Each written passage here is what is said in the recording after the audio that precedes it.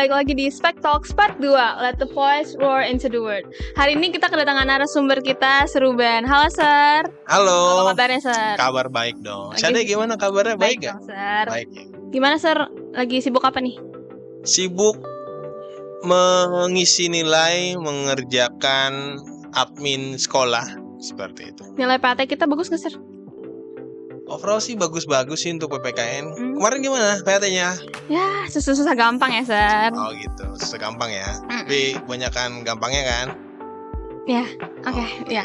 Sebelum mulai, Sir minum dulu dong sajian dari Spek Talks. Ini minuman apa nih? Kopi, Sir. Kopi ya. Siapa yang buat ini? Adalah Ada ya? seseorang. Enak, Wah. Sir. Langsung luar biasa nih. Enak. Semangat banget langsung nih minum kopi dari Spektator.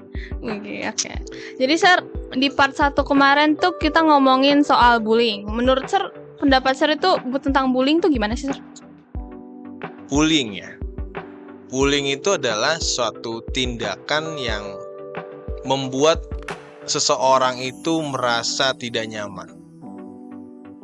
Itu sih pada dasarnya. Jadi sesuatu hal yang membuat orang itu nggak nyaman, itu bullying. Dulu tuh waktu zaman-zamannya Sir masih sekolah gitu SMA, pernah nggak sih Sir ngalamin namanya bullying atau Sir ngeliat temen Sir kena bullying? Untuk bullying untuk SMA ya. Iya, Sir.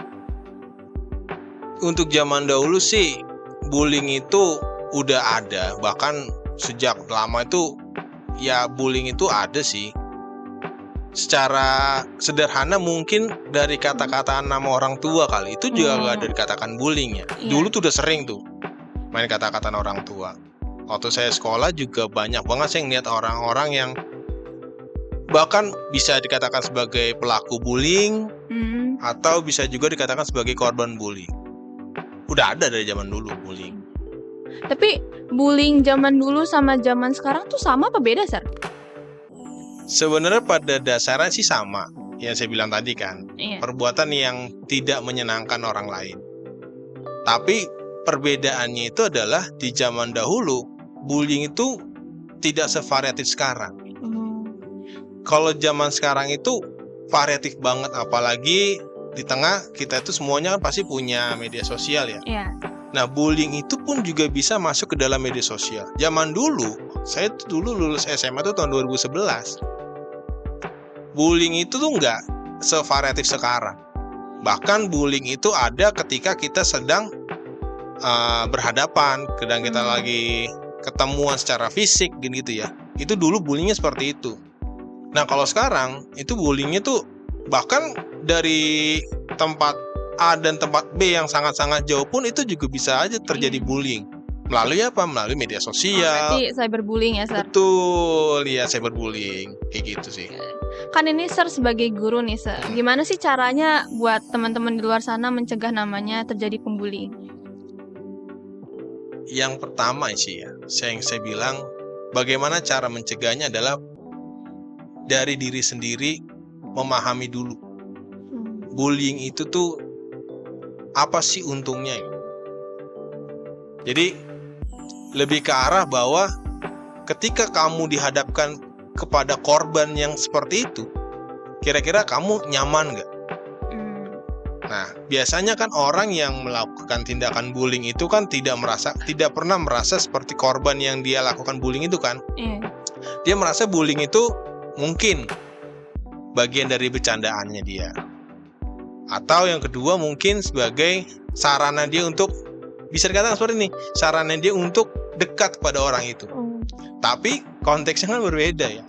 Malah dianggap malah bullying kan. Jadi kalau untuk mencegahnya yang pertama adalah tadi, pahami diri sendiri kira-kira bullying itu baik atau enggak. Yang kedua adalah melalui pendidikan anti bullying, anti cyberbullying dan seperti itu. Bahwa di zaman sekarang itu yang namanya bullying itu adalah suatu tindakan yang dikategorikan sudah melakukan pelanggaran hukum. Zaman dulu orang dikatakan bullying itu hanya sekedar just for fun. Dan zaman dulu saya katakan ketika sebagai pelaku atau bukan pelaku ya, sebagai korban bullying, dia nggak bisa cerita ke siapapun, takut. Yang kedua, nggak ada sarana untuk dia melaporkan. Gitu. Kalau zaman sekarang kan gampang banget kan. Iya. Jadi pahami bahwa bullying itu sebagai salah satu pelanggaran hukum dan bisa atau ada aturan-aturannya kalau misalkan dia melanggar. Saya rasa dua hal ini bisa membuat orang itu jadi lebih aware terhadap tindakan bullying. Jadi pasti takut lah ya kalau dikatakan, ini loh ada aturannya kalau kamu melakukan bullying, kamu melanggar hukum. Pasti kan orang takut dong. Yang kalau dikatakan sebagai pelanggaran hukum gitu. Itu sih Sadai. Ngomong-ngomong tentang bullying nih Sir, kan akhir-akhir ini banyak ya kasus bullying itu yang lagi tren. Beberapa sampai melakukan kekerasan fisik. Itu tuh masuk yang hal yang lazim atau pelanggaran HAM Sir?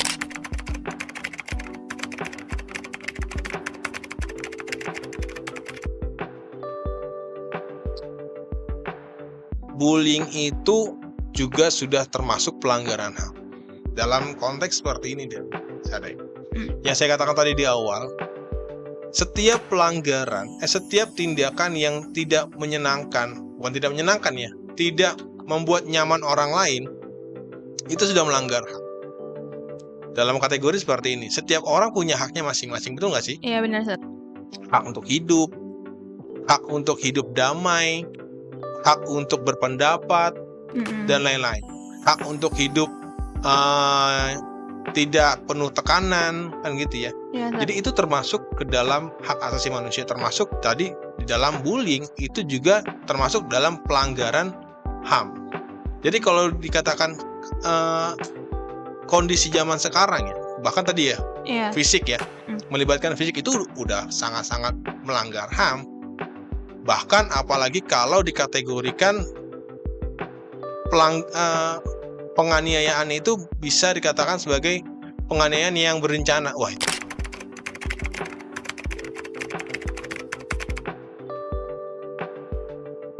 itu kan udah bukan lagi ini kan, udah bukan lagi sekedar bullying jadinya. Itu udah lebih ke arah penganiayaan yang dilakukan secara berencana. Itu udah pelanggaran pidana. Seperti itu. Jadi memang kejadian-kejadian ini sebenarnya udah nggak lazim lagi, atau bukan dikatakan sebagai bullying lagi sebenarnya. Jadi sudah dikatakan sebagai pelanggaran pidana sebenarnya.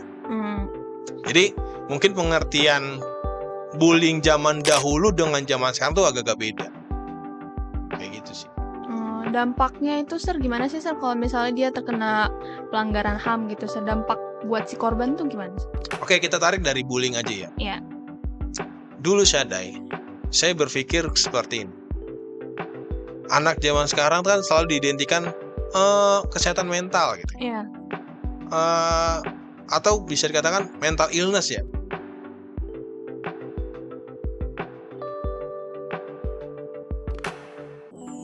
Bener gak sih? Iya bener Sir. Mental illness gitu ya.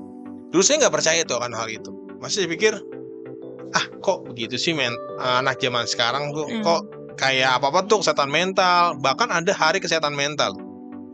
Ada. Tapi ketika saya telusuri lebih dalam lagi, bahkan kan ketika di dalam pelajaran PPKN itu kan ada salah satunya adalah materi tentang HAM. Dan pasti kan saya akan mencari hal-hal yang relate dengan kehidupan anak-anak zaman sekarang. Iya, salah satunya bullying. Ternyata ketika saya pelajari, kesehatan mental tuh menjadi suatu hal yang penting untuk anak zaman sekarang. Entah itu karena kenapa, saya juga nggak tahu faktornya. Cuman kesehatan mental tuh harus perlu diperhatikan. Karena kenapa? Anak zaman sekarang tuh cepat sekali bertindak. Apalagi ditambah dengan faktor-faktor lain, entah itu dari bullying dari temannya atau dari keluarganya, bahkan keluarganya pun juga bisa melakukan bullying terhadap seorang ini. Nah, akibatnya adalah yang tadi, mentalnya jadi depresi, gampang depresi, terus tidak percaya diri, ya kan? Atau yang terakhir adalah dia bisa saja menyiksa tubuhnya. Karena apa? Karena dia itu sangat sakit dalam kategori dia itu dibully oleh orang lain nih. karena dia sangat sakit, akhirnya dia merasa apa sih untuk mengobati sakitnya ini, karena dia juga nggak disupport oleh keluarganya dan lain-lain, malu juga, akhirnya apa, kan anak zaman sekarang banyak, maaf ya, kalau saya lihat tren-tren apa tuh yang nyilet-nyilet cutting, sir. cutting itu ya, itu saya rasa mungkin yang memfaktori adalah pelaku bullying itu. Jadi karena dia merasa sakit, akhirnya dia melakukan hal-hal seperti itu. Itulah yang saya bilang. Jadi kena ke mentalnya ya, sir. Betul. Untuk meminimalisir pelanggaran HAM itu gimana menurut sir? Untuk meminimalisirnya yang pertama dari dua pihak sih. Yang pertama adalah pihak yang dikategorikan sebagai si pelaku bullying ini atau si pelanggar HAM ini. Ya harus sadar lah ya, sadar, taubat ya, taubat. Ya jangan lagi melakukan hal itu, didasari bahwa yang pertama kita itu semua punya hak yang sama. Kamu punya hak yang sama untuk hidup nyaman, orang lain pun juga sama. Jadi jangan mengganggu hak orang lain. Itu yang pertama. Yang kedua, bahwa yang namanya pelanggaran HAM ini atau bullying itu sudah ada hukumnya. Meskipun masih dikategorikan di bawah umur, itu tetap ada pelanggaran, ada aturan hukumnya. Jadi bukan berarti karena saya masih di bawah umur, masih ditanggung orang tua, saya masih bisa hidup semau saya, enggak. Bahkan kasus-kasus yang sekarang aja kan ya, itu kan meskipun dia di bawah umur, tapi tetap ya hukum masih tetap berjalan. Yang kedua adalah si korban. Bagi si korban, maka saya selalu bilang kalau di dalam pelajaran saya di kelas gitu ya, kamu jangan takut kalau kamu merasa kamu itu sedang menjadi korban. Bahkan saya selalu bilang laporkan. Bahkan dalam hal yang simpel, misalkan contohnya ejek-ejekan orang tua lah, nama orang tua. Mungkin si A dengan si B karena dekat mereka fun-fun aja. Si A sama si C mungkin karena nggak terlalu dekat, akhirnya si C ngerasa kok orang tua saya kok dipanggil-panggil, bahkan disamakan dengan kata-kata yang kurang sopan. Kan kadang ada kayak gitu kan? Iya, ada, Sir. Nah akhirnya apa? Akhirnya si C ini ngerasa kesel dan lain-lain, tapi nggak bisa meluapkannya gitu ya. Ngadu ke orang tua juga takut, karena juga orang tua sibuk gitu kan ya, takut ngeganggu pekerjaannya, akhirnya dia pendam. Nah bagi orang-orang seperti itu saya bilang laporkan aja.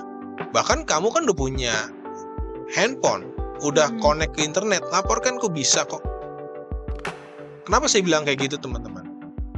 Karena supaya orang-orang yang si pelaku bullying ini tobat, sadar gitu.